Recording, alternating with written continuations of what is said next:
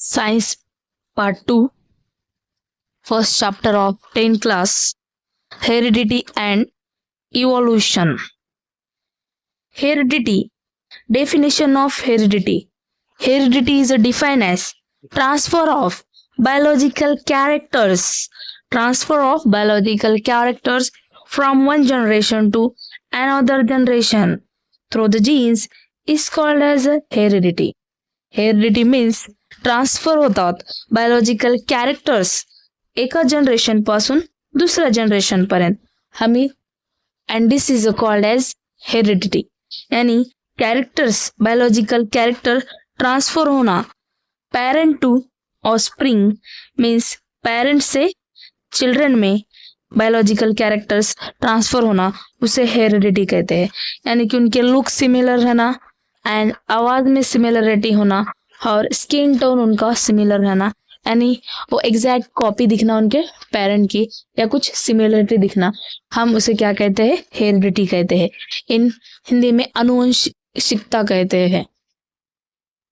And evolution means उत्क्रांति, changes होना उसमें जीन्स में, that is called as evolution.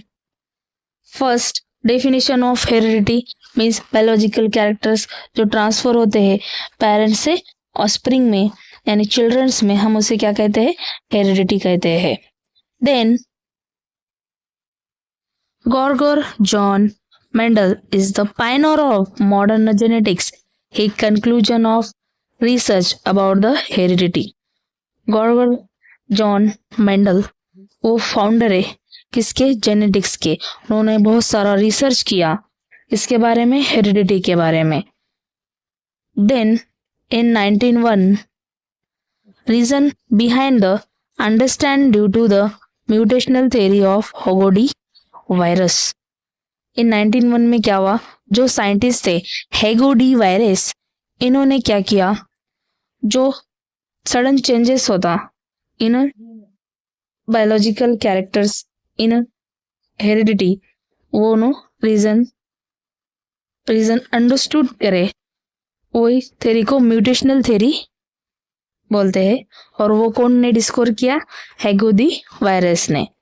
And in 1902 Walter Sutton observe pair chromosomes in a cell of ग्रोसोफर।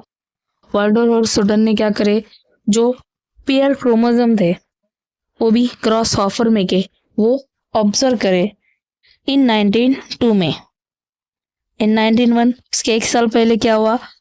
Reason जो behind था mutational theory का वो कौन लिया? हेगोडी वायरस ने डिस्कवर किया। इन 1902 में कौन? वाल्टर और सुटॉन ने ऑब्जर्व करे पेयर ऑफ क्रोमोसोम इन ग्रोसोफर में। उनके पहले वो कोई ऑब्जर्व नहीं किया था, उन्होंने ही डिस्कवर किया कि pair of chromosome in a cell of grasshopper. Then research started in direction of finding nature of genetics.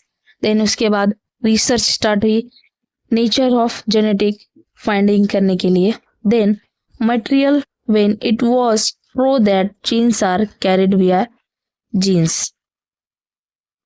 Then prove करे कि जीन्स जो भी मटेरियल है जीन्स के वो क्रोमोसोम के थ्रू ही कैरी होते हैं। Then in 1944 trio means three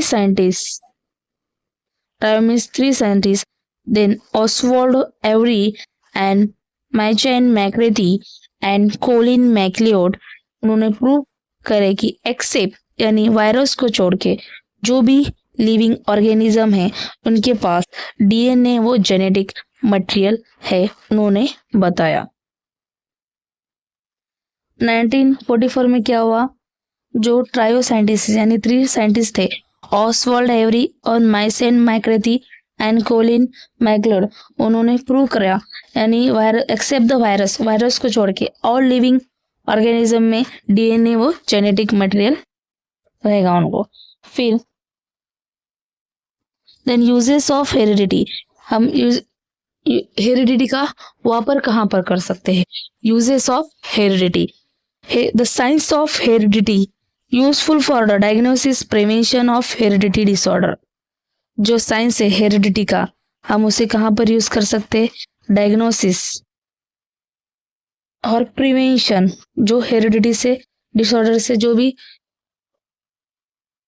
disorder होने वाला है वो हम डायग्नोसिस यानी पहचानने के लिए और उसके ऊपर प्रिवेंशन यानी ट्रीटमेंट करने के लिए वो हमें वहाँ पे साइंस ऑफ हेरिडिटी वहाँ पे यूजफुल होता है।